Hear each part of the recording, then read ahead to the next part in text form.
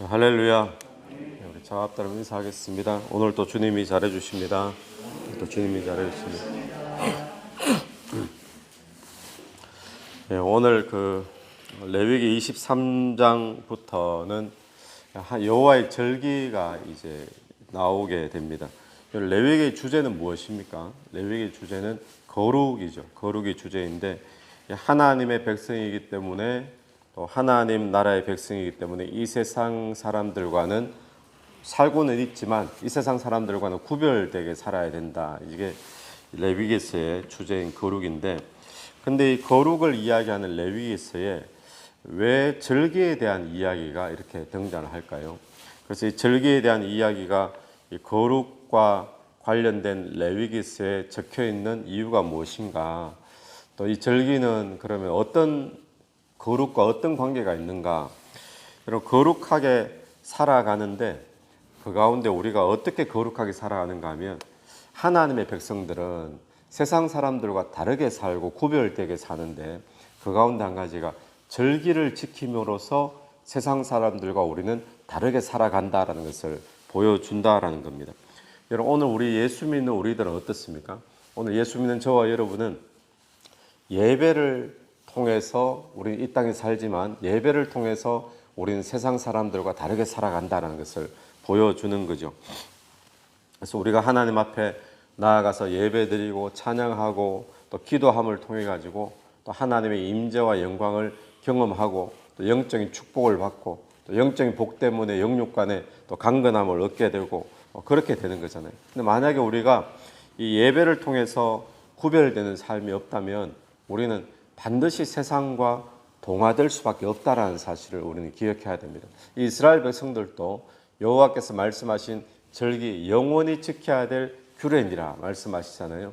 이 절기를 지키는 것이 없다면 해마다 이 절기를 지켜야 되는데 이게 없으면 결국 시간이 지나가면 이들도 세상 사람들과 별로 다를 바가 없는 동화될 수밖에 없는 그런 사람이 되어진다라는 거죠. 그래서 오늘 우리에게는 예배가 중요합니다. 그래서 예배가 소홀히 되기 쉬운 때가 특별히 우리 코비드-19를 지나면서 예배가 참 소홀히 되기 쉬운 그런 시대에 살고 있잖아요. 그런데 우리가 기억해야 될 것은 우리가 예배를 지키는 것을 통해서 우리는 이 땅에서 거룩을 지키고 거룩을 유지하고 나타내고 있다라고 우리가 그렇게 기준을 삼게 되기를 간절히 바랍니다. 그러니까 하나님의 백성이 이 여호와의 절기를 지키느냐 안 지키느냐 이 하는 것은 하나님의 백성들이 세상에 동화되느냐 안 되느냐 이 갈림길에 있는 것이 바로 예배요 절기가 될 수 있다라는 거죠. 오늘 몇 가지 절기가 나오는데 첫 번째는 우리 1절부터 나오는 3절을 한번 보십시오. 3절에 보면 엿새 동안은 일할 것이요 일곱째 날은 쉴 안식일이니 성회의 날이라 너희는 아무 일도 하지 말라. 이는 너희가 거주하는 각처에서 지킬 여호와의 안식일이니라. 자, 여호와의 안식일이니라. 안식일을 먼저 지킬 것을 이야기를 하고 있습니다. 매주마다 안식일은 돌아오죠. 언제부터 언제까지가 안식일입니까? 금요일 날 해질 때부터 시작해서 토요일 날 해질 때까지. 그때가 안식일입니다. 지금도 이스라엘에 가면 사람들이 금요일 해가 딱 지면 그때부터 가게 문 다 닫고 안식일이 시작이 되어지죠. 안식일은 무엇을 하는 날인가 하면 하나님의 백성으로서의 정체성을 딱 잡아주는 날이 바로 안식일입니다. 안식일을 지킴으로써 우리는 세상 사람들과 다른 하나님의 백성이다. 그걸 잊지 말게 하는 거죠.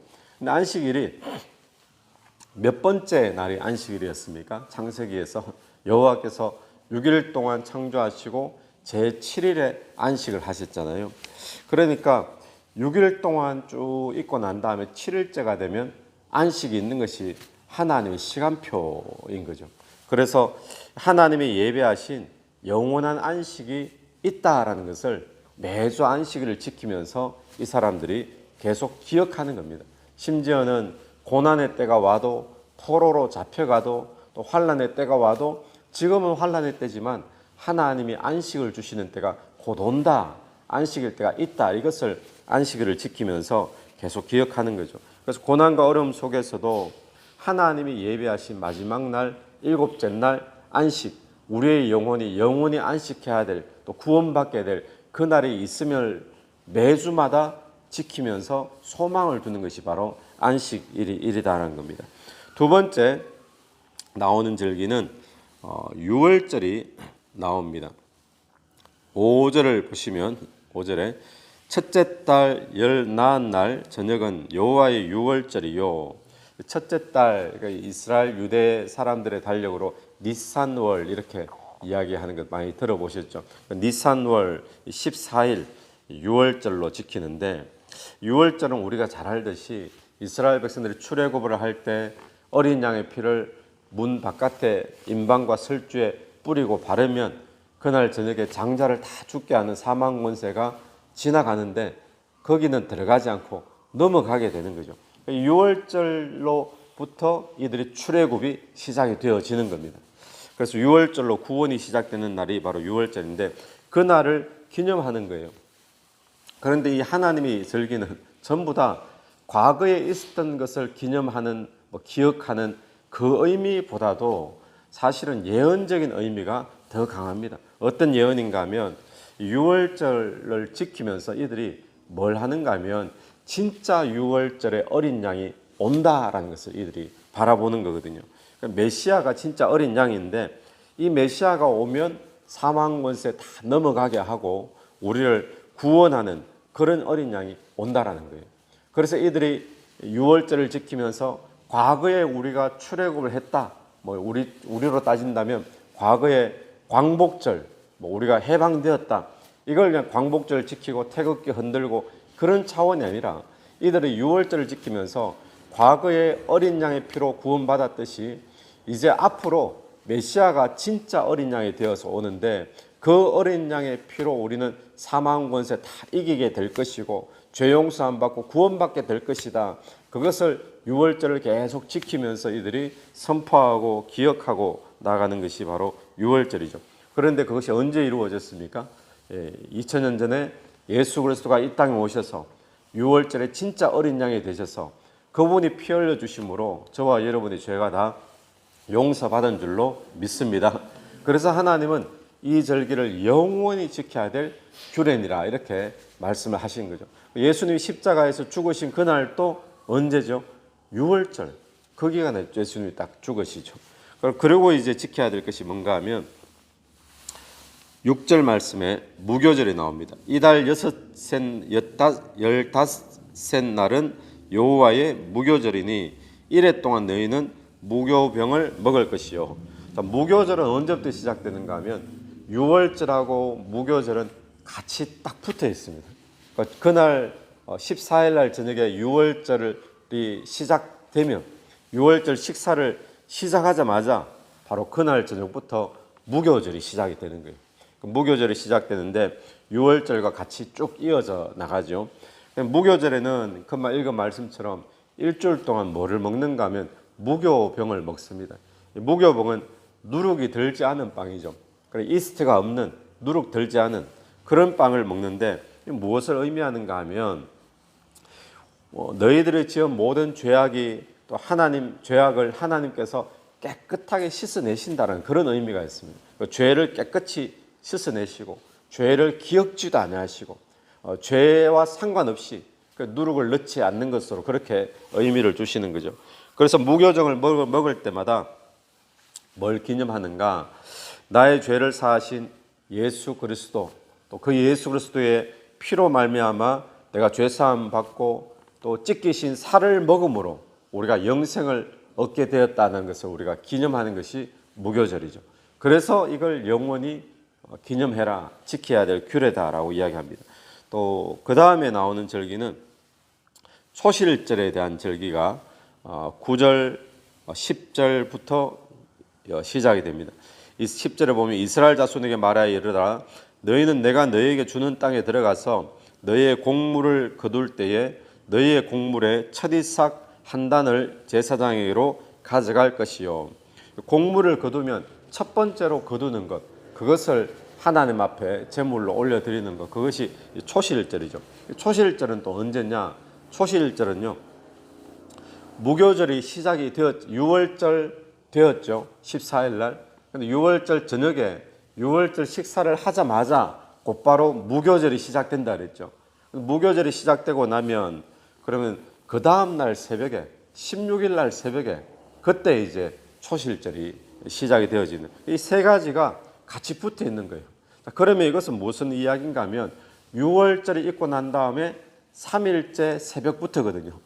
그 6월절 예수 그리스도가 십자가에서 피 흘리시고 몸 찢기시고 죽으시고 난 다음에 3일째 새벽에 뭐가 있었습니까? 예수 그리스도 십자가에 죽고 3일째 새벽에 부활이 있었잖아요. 부활에. 예수 그리스도가 부활의 첫 열매가 되었다라고 우리가 늘 이야기하죠. 여러분, 이 초실절은 우리에게 무엇을 그러면 의미하는가 하면 초실절은 예수님이 죽은 자 가운데서 부활하신 첫 열매로 올려드렸다는 사실을 기억하는 것이 바로 초실절 절기의 예언적인 의미가 되는 겁니다.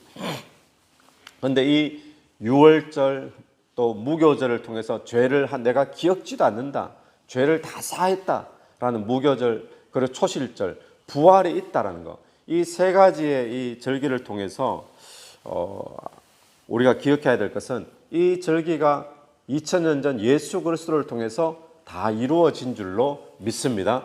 그래서 오늘 우리가 이 절기를 지키라는 것은 하나님이 죄 없는 6월절의 어린 양과 같은 메시아를 우리에게 보내주셔가지고 그 6월절의 어린 양처럼 메시아가 피를 흘려서 죽을 것이고 또 그로 말미암아 우리는 죄 사함 받고 사망 권세가 우리에게서 넘어가고 또 우리가 구원을 받게 되고 또 예수님이 3일 만에 부활하심을 통해 가지고 우리에게도 영원한 생명이 주어진다는 것을 나타내는 것이 6월절, 무교절, 초실절 한 세 개가 한 군데 딱 붙어 있잖아요. 연속으로.